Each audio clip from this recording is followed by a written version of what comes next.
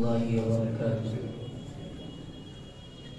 الحمد لله رب العالمين، والصلاة والسلام على سيد الأنبياء والمرسلين وعلى آله وأصحابه وأجمعين.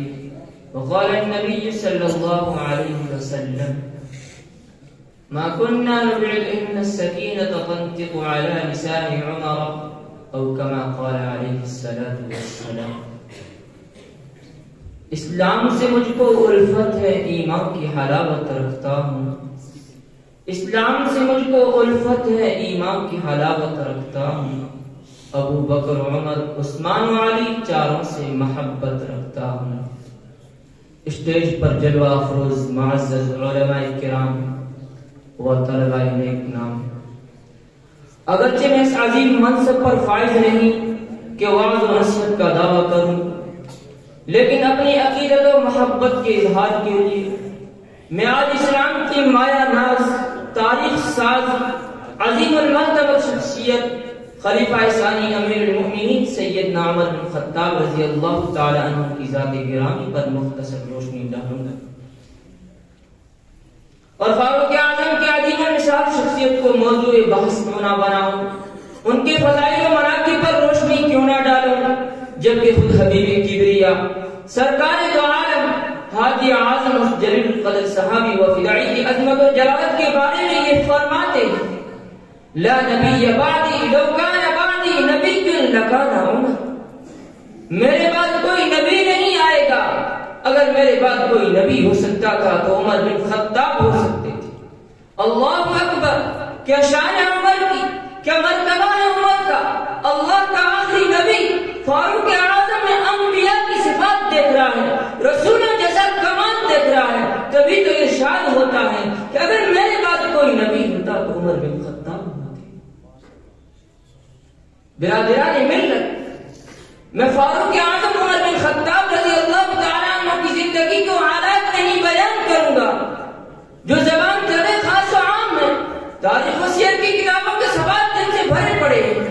مجھے فضائل عمر سنانا ہے، کمال عمر دکھانا ہے، جمال عمر بتانا ہے، صفات عمر گرانا ہے، خصائل عمر جتانا ہے، اور یہ بتانا ہے کہ عمر کی شان تو یہ ہے کہ وہ طالب اسلام بن کر نہیں آئے، وہ مطلوب اسلام تھے، وہ مطلوب رسول تھے، وہ آئے نہیں تھے، ان کو اللہ سے مانگا گیا تھا، ان کے اسلام کا مطالبہ کیا گیا تھا، اس لیے تاکہ عمر اسلام کی عزت کو بڑھائے، اس کے وقار پر چاند لگائے.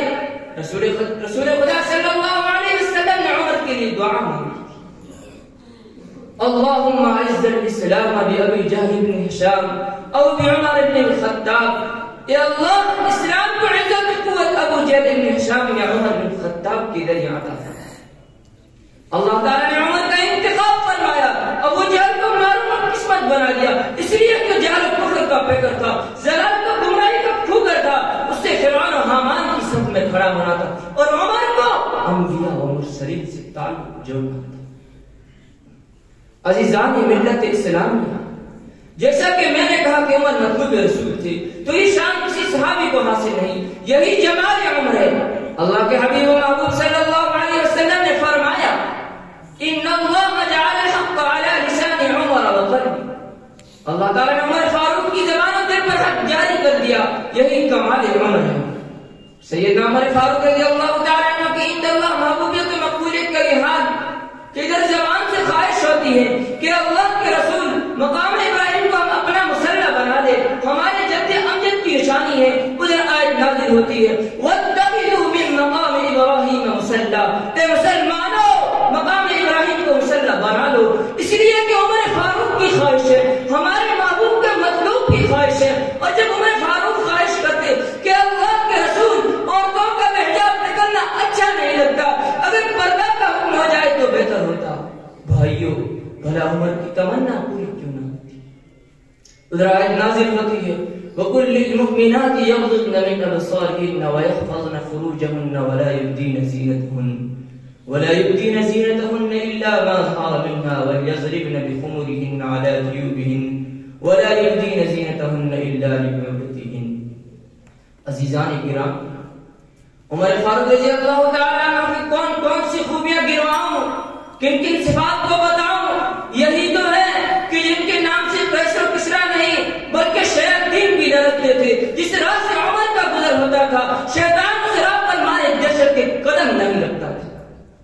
رسول کریم صلی اللہ علیہ وسلم نے ایک دفعہ عمر رضی اللہ تعالیٰ عنہ سے فرمایا کہ اس ذات کی قسم کہ جس کے قبضے میں میری جان ہے، شیطان جب تم کو کسی راستے پر چلتے ہوئے دیکھتا ہے تو دوسری راستے پر چلنے لگتا ہے.